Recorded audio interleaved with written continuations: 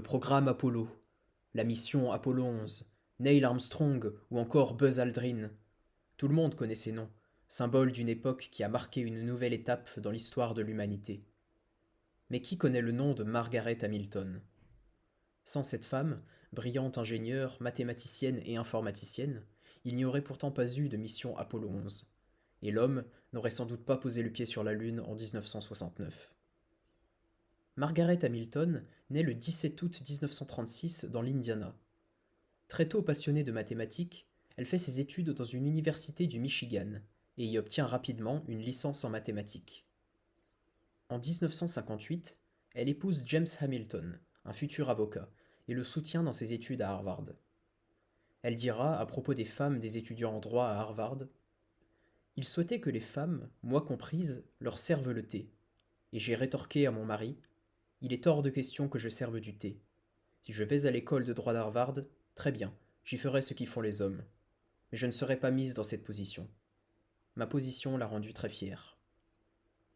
L'année 1960 est pour elle une forme de consécration, puisqu'elle intègre le très prestigieux Massachusetts Institute of Technology, MIT, pour lequel elle commence à développer des logiciels de prévision météorologique sur des ordinateurs. Un an plus tard, en 1961, elle commence à travailler sur le projet militaire SAGE, acronyme de Semi-Automatic Ground Environment, l'un des premiers systèmes informatiques de défense antimissiles, et se fait véritablement remarquer pour ses capacités. C'est un bizutage au sein du MIT qui propulse Margaret Hamilton sur le projet Apollo. Les membres de l'organisation ont l'habitude d'assigner les nouveaux venus à un programme que personne n'a été capable de comprendre et de faire fonctionner. Quand elle débute, Margaret doit donc travailler sur une programmation piégée, et la personne qui l'a écrite s'est même amusée à mettre tous les commentaires en grec et en latin.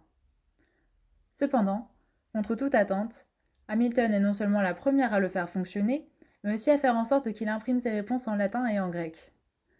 Ce qui au départ n'était qu'un simple bizutage va se révéler être un événement démontrant les capacités exceptionnelles de l'ingénieur, faisant d'elle la candidate idéale pour développer les logiciels du programme spatial Apollo. Elle intégrera le laboratoire Draper du MIT en 1963. Au sein de ce laboratoire, elle travaille pour les missions du programme Apollo de la NASA, sur les logiciels embarqués sur les vaisseaux spatiaux qui doivent prendre en charge la navigation et l'atterrissage sur la Lune. Margaret devient la responsable de l'équipe chargée des logiciels utilisés par les missions Apollo puis Skylab. Elle acquiert alors une solide expérience en matière de conception des logiciels, à une époque où les méthodes de conception et de gestion des projets informatiques n'en sont encore qu'à leur début. La qualité des programmes développés sous la supervision d'Hamilton jouera un rôle crucial au cours de la mission Apollo 11, en évitant notamment une interruption de l'atterrissage du module lunaire Apollo sur la Lune.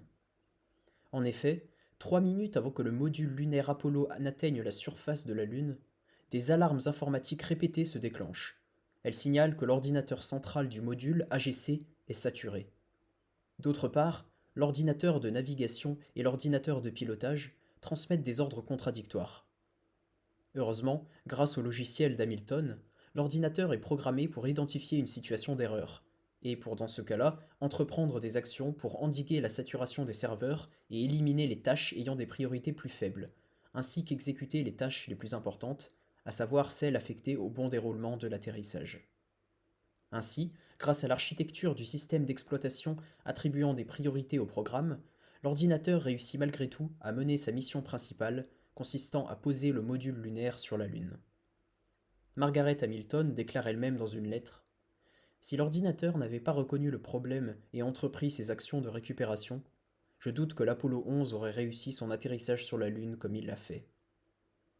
Le 21 juillet 1969 à 3h56 heure française, Neil Armstrong pose le premier pas de l'homme sur la Lune et bouleverse l'humanité tout entière. L'analyse de l'incident effectuée juste après la mission l'attribue à une erreur de l'équipage qui aurait laissé le radar fonctionner dans cette phase de vol, ce qui aurait saturé les capacités de calcul limitées de l'ordinateur AGC.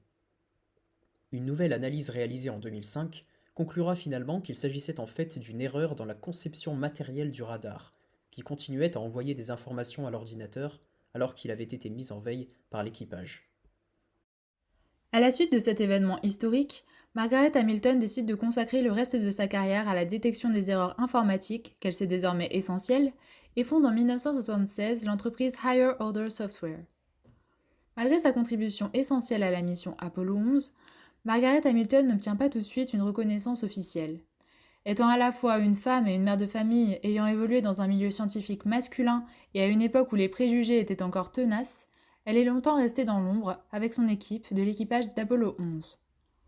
C'est en 2016 que le président des États-Unis, Barack Obama, la décore de la médaille présidentielle de la liberté, la plus haute distinction civile des États-Unis d'Amérique, un moment qui consacre véritablement son rôle crucial dans cette première étape de la conquête de l'espace. En 2017, Lego crée une figurine à son effigie aux côtés de celle d'autres chercheurs et d'astronautes féminins, mais uniquement en réponse à la proposition de l'écrivaine Maya Weinstock.